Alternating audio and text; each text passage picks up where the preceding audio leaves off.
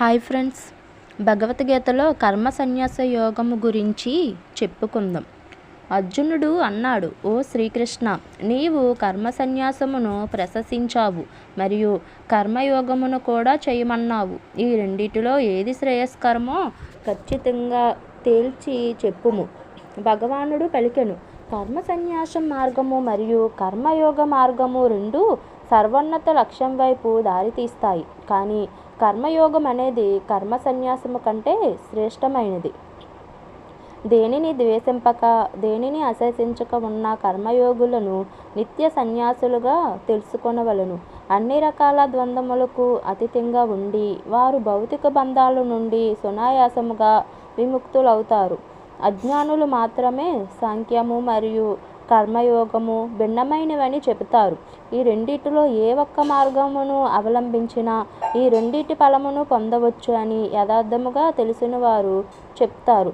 కర్మ సన్యాసము ద్వారా పొందగలిగే అత్యున్నత స్థితిని భక్తితో కర్మలను ఆచరించడం ద్వారా కూడా పొందవచ్చు. కాబట్టి కర్మ సన్యాసము మరియు కర్మయోగము ఒక్కటే అని చూసిన వాడే నిజముగా ఉన్నదన్నట్టు చూస్తున్నట్టు భక్తియుక్తముగా పని చేయకుండా పరిపూర్ణ కర్మ సన్యాసమును చేరుకొనుట చాలా కష్టము. ఓ గొప్ప బాహువులు కలవాడా, కానీ కర్మయోగంలో నిష్ఠితుడైన ముని శీఘ్రముగా పరమాత్మను పొందును. పరిశుద్ధమైన అంతఃకరణ కలిగి ఇంద్రియ మనస్సులను నియంత్రణ చేసే కర్మయోగులు ప్రతి ప్రాణిలో ఆత్మల పరమాత్మను దర్శిస్తారు. అన్ని రకాల పనులు చేస్తూనే ఉన్న వారు కర్మబంధాల్లో చిక్కుకోరు.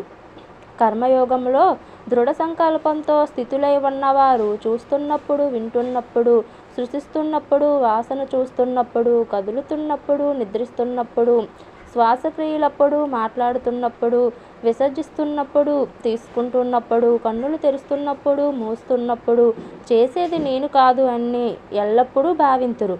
ప్రకృతిక ఇంద్రియములే వాటి వాటి విషయంలో కదులుతున్నట్లు దివ్య ఆధ్యాత్మిక జ్ఞానంతో గ్రహిస్తారు. కర్మయోగంలో దృఢ సంకల్పంతో స్థితిలో ఉన్నవారు చూస్తున్నప్పుడు సమస్త మమకార ఆసక్తులు త్యజించి భగవంతునికే తమ అన్ని కర్మలు అంకితం చేసేవారు తామరాకు నీటిచ్చే తడి అవ్వనట్టు పాపముచే తాకబడరు.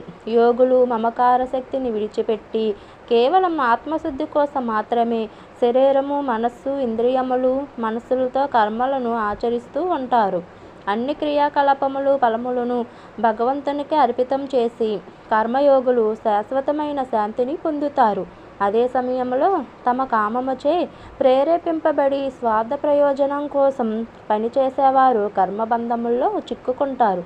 ఎందుకంటే వారు కర్మ ఫలములపై ఆసక్తి కలిగి ఉంటారు. ఆత్మ నిగ్రహము, వైరాగ్యము ఉన్న జీవాత్మలు తాము దేనికి కర్త కాదని, దేనికి కారణం కాదని తెలుసుకొని ఈ యొక్క 9 ద్వారములు కల నగరములో సంతోషంగా ఉంటారు. కర్తృత్వ భావన కానీ కర్మల స్వభావం కానీ భగవంతునిచే సృష్టించబడవు. కర్మఫలములను సృష్టించేది కూడా ఆయన కాదు. భౌతిక ప్రకృతి గుణములే వీటన్నిటినీ ప్రవర్తిల్ల చెయ్యును. సర్వాంతర్యామి అయిన భగవంతుడు ఏ ఒక్కని పాపపు లేదా పుణ్యకర్మలయందు కూడా పాలు పంచుకోడు. జీవుల వివేకము అజ్ఞానముచే కప్పబడిపోవటం వల్ల వారు భ్రమకు లోనవుతారు. కానీ ఎవరికైతే దివ్య ఆధ్యాత్మిక జ్ఞానంచే ఆత్మ పట్ల అజ్ఞానము నాశనము చేయబడునో వారికి సూర్యుడు పగటిపూట అన్నిటినీ ప్రకాశింపచేసినట్టు ఆ జ్ఞానము వారికి పరమాత్మను ప్రకాశింపచేయును. తమ బుద్ధి భగవంతుని యందే స్థితులైన వారు సంపూర్ణంగా భగవంతుని యందే నిమగ్నమైన వారు ఆయనే పరమ లక్ష్యమని దృఢ విశ్వాసం కలవారు వారి పాపములు జ్ఞాన కిరణాలచే నిర్మూలింపబడి త్వరితగతిన మరలా తిరిగిరాని స్థితిని పొందుతారు. నిజమైన పండితులు దివ్యజ్ఞాన చక్షువులతో ఓ బ్రాహ్మణుడిని, ఓ ఆవుని, ఓ ఏనుగుని, ఓ కుక్కని, ఓ చండాలుడిని సమదృష్టితో చూస్తారు. సమదృష్టి యందు సంపూర్ణ మనస్సుతో స్థితులైన వారు ఈ జన్మలోనే జన్మ మరణ చక్రమును జయిస్తారు. వారు భగవంతుని యొక్క దోషరహిత గుణములను కలిగి ఉంటారు కాబట్టి పరమసత్యము నందే స్థితులై ఉంటారు. బాహ్యమైన ఇంద్రియ సుఖాలపై మమకారాసక్తులు లేనివాడు ఆత్మయందే దివ్యానందాన్ని అనుభవిస్తాడు. యోగం ద్వారా భగవంతునితో ఐక్యమై అంతులేని ఆనందాన్ని అనుభవిస్తారు. ఇంద్రియ వస్తు విషయ సంపర్కం వలన కలిగే భోగాలు ప్రాపంచిక మనస్తత్వం ఉన్నవారికి ఆనందదాయకంగా అనిపించినా అవి యథార్థంగా దుఃఖ హేతువులే. ఓ కుంతిపుత్రుడా, ఇటువంటి సుఖాలకు ఒక ఆది అంతం ఉంటాయి. కాబట్టి జ్ఞానులు వీటి యందు రమించరు. ఈ శరీరమును విడిచిపెట్టక ముందే ఎవరైతే కామక్రోధ శక్తులను నియంత్రణ చేయగలరో వారు యోగులు, మరియు వారు మాత్రమే నిజమైన సుఖ సంతోషములు కలవారు. ఎవరైతే తమలో తాము ఆనందంగా ఉంటారో, లోనున్న పరమాత్మ యొక్క ఆనందాన్ని ఆస్వాదిస్తూ ఉండి అంతర్గత జ్ఞాన వెలుగుచే ప్రకాశిస్తూ ఉంటారో అటువంటి యోగులు భగవంతునితో ఏకమై భౌతిక ప్రాపంచిక అస్తిత్వం నుండి విముక్తులవుతారు. ఎవరి పాపములు నశించినవో, ఎవరి సందేహములన్నీ నిర్మూలింపబడినవో, ఎవరి మనసులు నియమబద్ధమైనవో, ఎవరైతే సమస్త ప్రాణుల సంక్షేమం కోసం నిమగ్నమవుతారో అట్టి పవిత్రమైన వ్యక్తులు భౌతిక జగత్తు నుండి విముక్తి పొంది భగవంతుడిని పొందుతారు.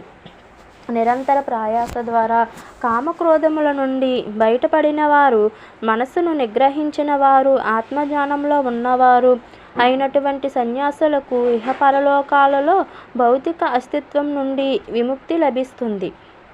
అన్ని బాహ్యమైన భోగ్య విషయములో తలంపులను త్యజించి దృష్టి కనుబొమ్మల మధ్య కేంద్రీకరించి నాసిక రంధ్రములలో లోనుకు వచ్చే బయటికి వెళ్ళే గాలిని సమముగా నిలిపి ఈ విధంగా ఇంద్రియములు మనస బుద్ధిని నిగ్రహించి కామక్రోధ భయరహితుడైన ముని సర్వదా మోక్ష స్థితి యందే వసించును. సమస్త యజ్ఞములకు తపస్సులకు భక్తిని నేనే అని, సమస్త లోకములకు అధిపతిని అని, మరియు సర్వప్రాణుల యొక్క నిస్వార్థ మిత్రుడును అని తెలుసుకొనిన పిదప నా భక్తుడు శాంతిని పొందును. ఓకే ఫ్రెండ్స్, కర్మ సన్యాస యోగం ఇంతటితో అయింది.